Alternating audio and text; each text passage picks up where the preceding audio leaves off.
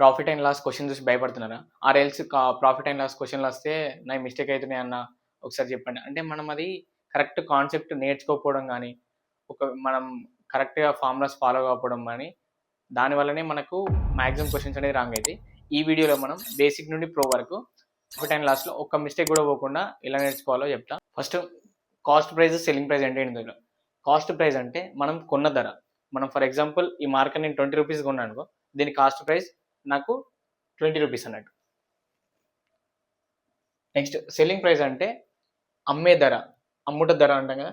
For example ఇదే pen నేను 20 rupees కొని 30 రూపీస్ మా ఫ్రెండ్ కనుక అమ్మాను అనుకో, ఇది నా సెల్లింగ్ ప్రైస్, అమ్మిన ధర. నెక్స్ట్ ప్రాఫిట్ అంటే ఏంటిది, లాస్ అంటే ఏంటిది అని చూద్దాం. ప్రాఫిట్ అంటే నేను ఈ పెన్నును 20 రూపీస్ కొన్నా, 30 రూపీస్కి అమ్మిన, అంటే నాకు 10 రూపాయలు లాభమా కాదా? అంటే దాన్ని ప్రాఫిట్ అంటాం.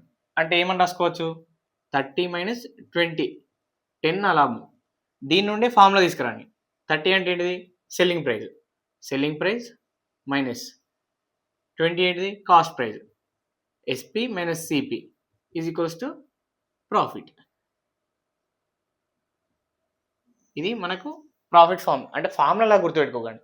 ఎప్పుడైనా ప్రాఫిట్ అండ్ లాస్ కానీ ఏదైనా కాన్సెప్చువల్గా మనం యాప్టిట్యూడ్, రీజనింగ్ ఏదైనా కాన్సెప్చువల్గా నేర్చుకోండి, అప్పుడు మనకు మిస్టేక్ కావన్నట్టు. ఇప్పుడు నేను కాన్సెప్ట్ నుండి ఫార్ములా తీసుకొస్తున్నాను.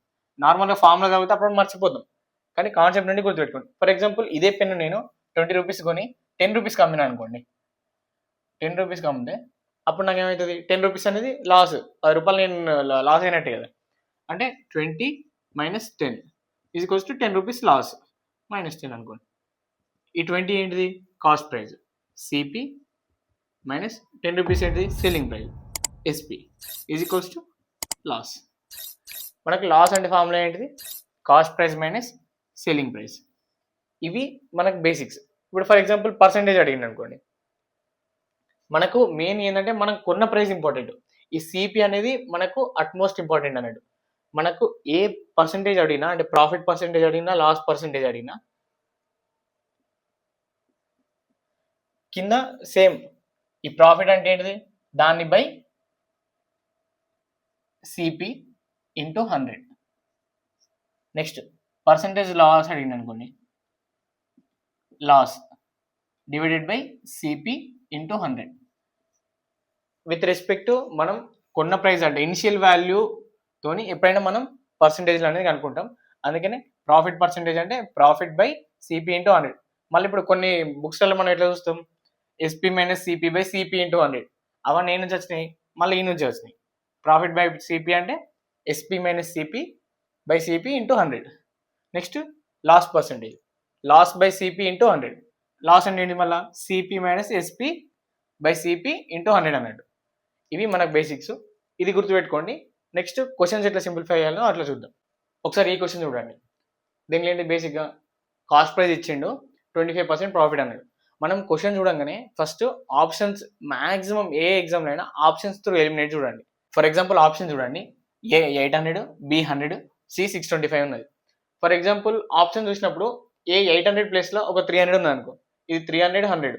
మన ఇక్కడ సెల్లింగ్ ప్రైస్ అడుగుతాడు, ప్రాఫిట్ అన్నాడు. ప్రాఫిట్ అనేది అంటే ఇక్కడ ఫర్ ఎగ్జాంపుల్ 300 ఉంటే మనం డైరెక్ట్ ఆప్షన్ చూసి 625 ఆన్సర్ పెట్టి వెళ్ళిపోతాం. ఎందుకు, మనకు ప్రాఫిట్ అన్నప్పుడు కాస్ట్ ప్రైస్ కంటే సెల్లింగ్ ప్రైస్ అనేది ఎక్కువ ఉంటుంది. అట్లా చూసి ఆప్షన్ పెట్టి వెళ్ళిపోవాలి.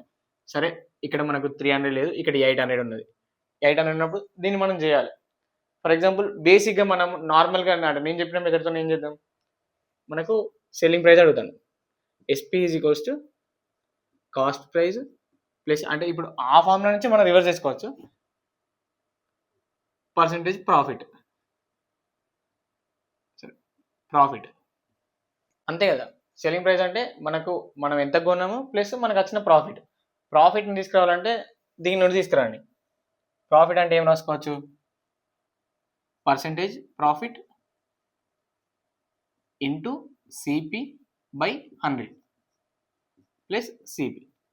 ఇట్లా ఫార్ములాలు గుర్తుంచుకోవద్దు. మనం జస్ట్ కాన్సెప్చువల్తోని మనం ఆ బేసిక్ ఫార్ములా నుండి మనమే ఫార్ములా క్రియేట్ చేసుకోవాలి.